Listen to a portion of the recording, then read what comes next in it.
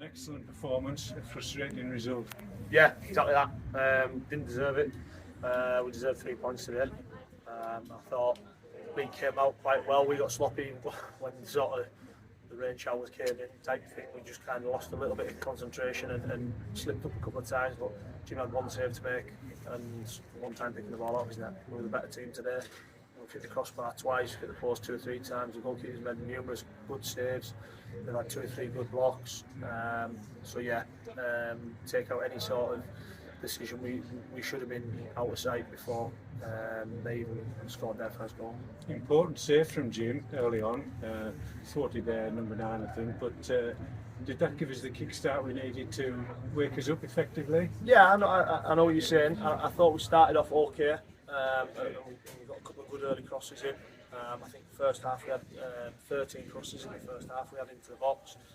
We've got to start making more of these opportunities because we're not going to get them every single week. We're not going to get 12 to 15 every half. We've got to start being more clinical in front of goal and we're getting to positive areas. But as you say, I thought after the first 10-minute spell, I thought we dominated the game right the way through to the end. And a good tempo too. You know, we sort of maintained that right through, I thought. And a bit of character at the end, having gone behind, a bit harshly, I thought.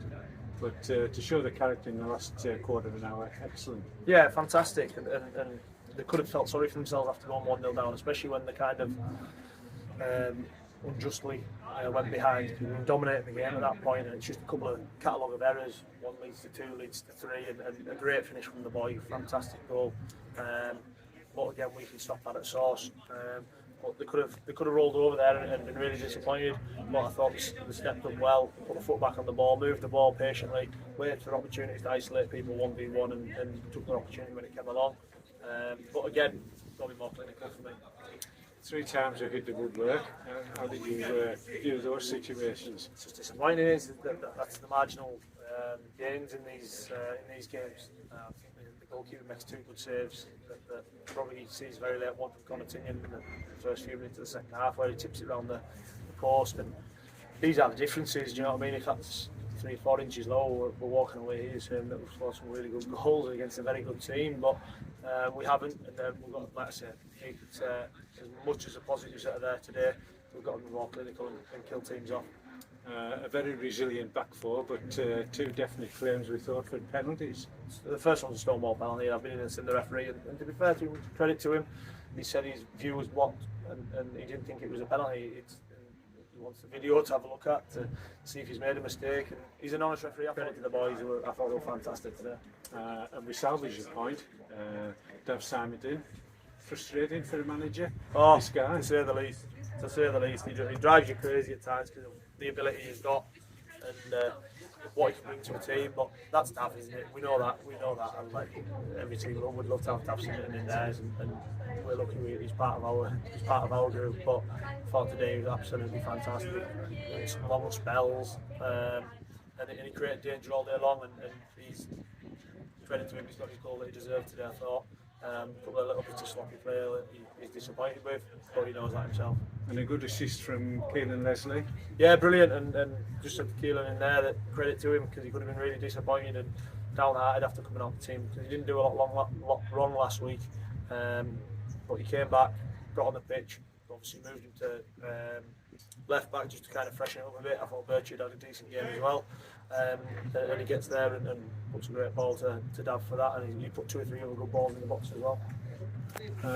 Finally, we have a break next week. How will you sort of use the 3 week? Yeah, we'll top a few boys up fitness-wise this week. We'll make sure that we get a lot of work in. A bit of work on the training pitch, obviously regarding a little bit, probably more stuff in the final third, because I think that's where we really need to start getting more clinical and things like that. And then obviously the weekend will come. And the boys are going to have a bit of team bonding day and things like that, so it will be using the week really well.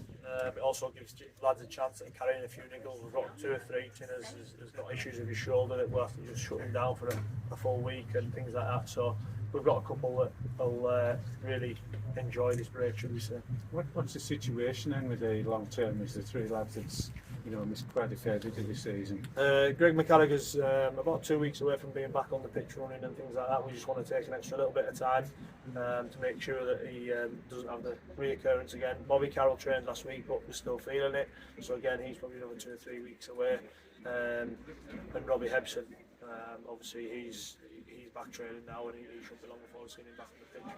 Danny, frustrating afternoon, but the unbeaten run stretched into another game. Well done. Thanks, Steve. Thank you.